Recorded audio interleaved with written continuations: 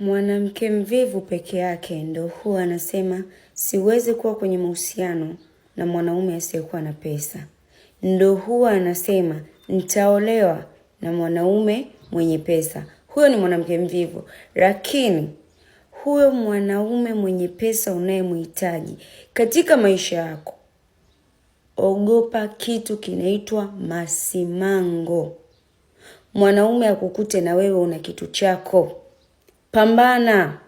Sasa hivi ni 50-50. Sio 50-50 kwenye kukomoana labda mwanaume kachiti na mimi ni chiti. Msizidai 50-50 kwenye huko tu. Au 50-50 kwenye kazi.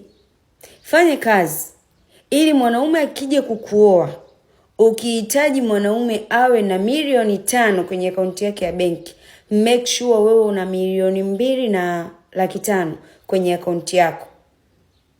Make sure mwanaume ukimhitaji ya kuoe awe na milioni 10, make sure una budget ya milioni 5 kwenye akaunti yako. Masimango binti.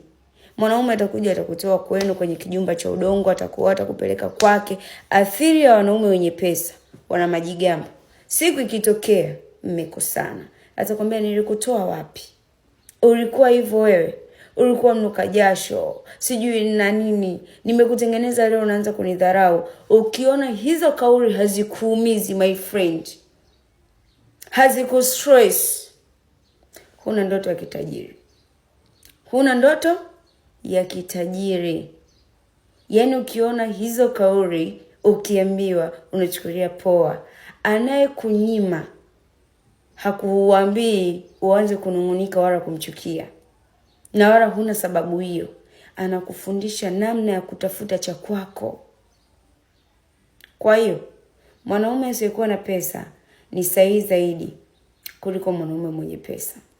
Mwanaume mwenye pesa unakuta amevuka rage ya kukataliwa, ya kubezwa, ya kuumizwa. Ndio maana ukitazama 99% wanaume wenye pesa wengi hawawezi kutulia na mwanamke mmoja.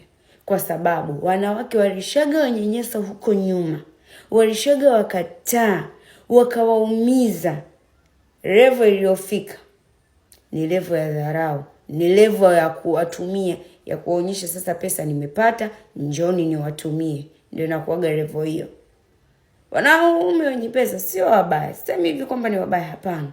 Ila wakati hawana pesa walidharaulika sana. Kwa hiyo kisha wakizipata na wao wanabadilika. Dharau inakuwa hapa, wanaripiza. Na ni kweli bro. Ukizipata watumie. Wakati unazitafuta walikuwa wapi? Walikuwa wakuoni. Wakijisokeza kule.